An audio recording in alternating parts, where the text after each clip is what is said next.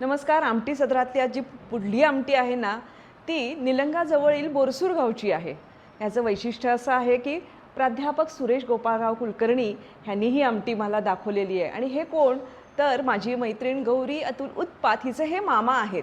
ही आमटी आगळी वेगळी त्या गावाने ओळखली जाते आणि ही या मामाची आमटीच म्हणून ओळखतात. तर चला साहित्य आणि कृती पाहूयात. ती तुरीची डाळ धुवून घट्ट शिजवून घोटून घेतली आहे. आता मसाले बघूयात. आता ही दालचिनी, नंतर काळी मिरी, एक वेलची, एक तमालपत्र, पाव चमचा धने, चक्री फूल आणि शहाजिरं वाटून घेतलं आहे. खोबरं 1 चमचा, नंतर खसखस 1 चमचा, पाव चमचा जिरं, नंतर लसूण आणि आल्याची पेस्ट, 1 गड्डा लसूण आणि पेरा एवढं आलं, 1 चमचा लाल तिखट, 1 लिंबा एवढं आपण चिंच भिजत घालून त्याचा कोळ, लागेल तसं चवीने गूळ घेणार आहोत. 1 छोटा कांदा चिरून घेतलेला आहे, 1 छोटा टोमॅटो चिरून घेतलेला आहे, कढीपत्ता, कोथिंबीर आणि थोडीशी कसुरी मेथी. 2 चमचे तेल घेतलं आहे.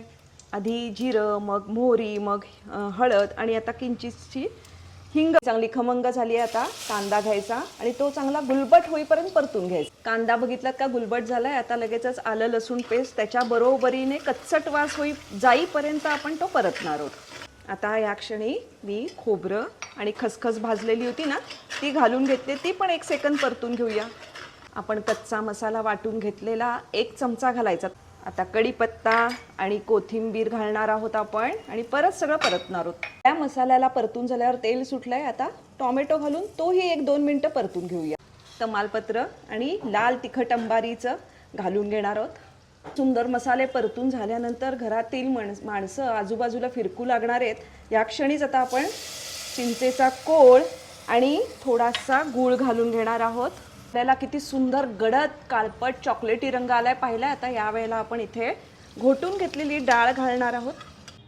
डाळ घालून झाल्यानंतर मी पाणी उकळून घेतलं होतं, साधारणतः 4 वाट्या. ते लगेच घालणार आहे. त्याच्यात पाणी उकळलेलंच पाहिजे. आता चवीनुसार मीठ घालून घ्या. लगेच कसुरी मेथी बारीक करून घेतली हाताने आणि परत आता आपण अर्धा चमचा लाल तिखट घालून 1 उकळी आणणार आहोत.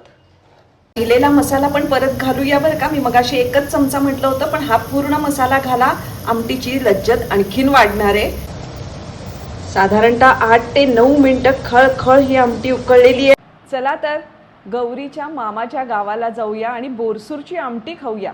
पण एक महत्त्वाचं सांगायचं राहिलं. ह्या आमटीबरोबर ना भाजलेले दाणे पाहिजेत, काकडी पाहिजे, टोमॅटो कांदा पाहिजे आणि वरून भुरभुरायला कोथिंबीर ही परत पाहिजेच बरं का. दगडी फूल बोलताना राहिलं होतं, पण मी ह्याच्यात घातलेलं आहे मसाल्यात त्या. आणि भात पोळी भाताबरोबर घेऊ शकता स्वाद.